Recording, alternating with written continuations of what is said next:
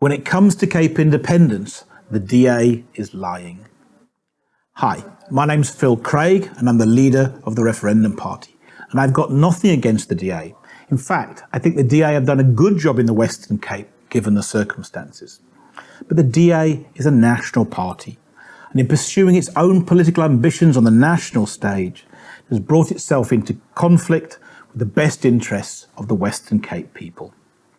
At the Referendum Party, we're not trying to remove the DA from power. No sane person wants the ANC to govern the Western Cape. But we are determined to force the DA to honour the promise it made in 2021 and to call a referendum on Cape Independence. The Western Cape people have never given the ANC a majority, but we've never been governed by anyone else. And if we're going to have a prosperous, non-racial future, where we all have jobs and live in safety, then we need to be able to make our own decisions for ourselves and to be governed by the party which we elect and not by a party chosen by voters in the rest of South Africa. And this is only possible through Cape Independence. The Western Cape people agree. Polling shows that 71% of those who expressed an opinion felt that the quality of their life would fundamentally improve in an independent Western Cape, and 68% favour a referendum being held on Cape Independence. And in 2021, I personally negotiated with DA leader John Steenhuisen that the DA would fix the referendum legislation, that the DA would then call a referendum which included a question on Cape Independence. But rather than keep this promise, the DA began to act dishonestly. They took 2.5 years to table the referendum legislation to start saying that they believed it would be passed within 6 months. And when we asked them to put the referendum agreement in writing and to share it with the public, they refused. We then used social media to inform the public about the delay. Then the DA commenced legal action against us. Tellingly, they did not claim that we were not telling the truth, but they claimed instead that in us using their logo to identify them, we had committed a trademark infringement. And they gave us 24 hours to remove all references to the DA logo from our social media.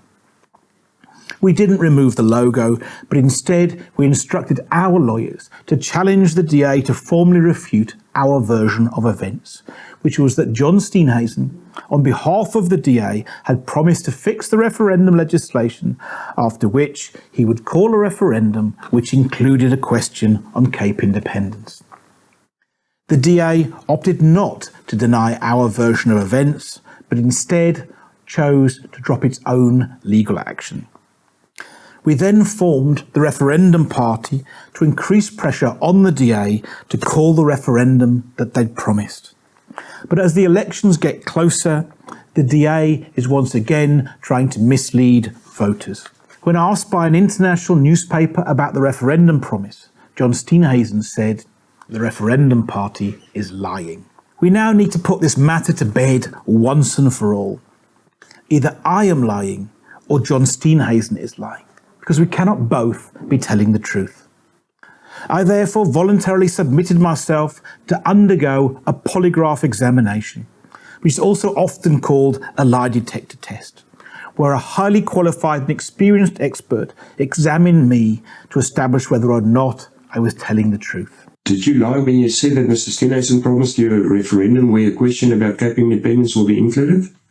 No. The examination confirmed that I was indeed telling the truth, and that John Steenhuisen did promise that the DA would call a referendum which included a question on Cape Independence. A copy of the examiner's report and a video of the examination itself is available on the Referendum Party website.